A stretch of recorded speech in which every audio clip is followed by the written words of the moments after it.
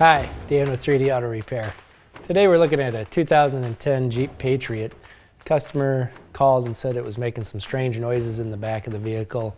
Would like to have an inspection and see what's going on. When we got the vehicle in, we lifted it up, we noticed that there were some actual sections of the rear subframe completely missing because it had rusted out.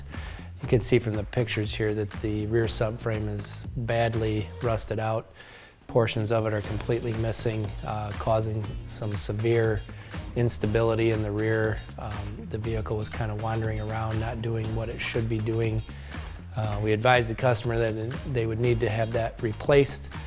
We sourced a used one in considerably better condition than this one, got that installed, took the vehicle for a drive, noticed everything was back acting the way it should, the noises were all gone. So if you have a vehicle that's making some noises that you're not sure of what's going on, or maybe you would just like an inspection, we do offer free inspections. So if you're having issues with your vehicle, you're not sure what's happening, please feel free to give us a call. We look forward to seeing you at the shop. Thanks for watching. Please share our video. We'd like to get our information out to everybody that we possibly can.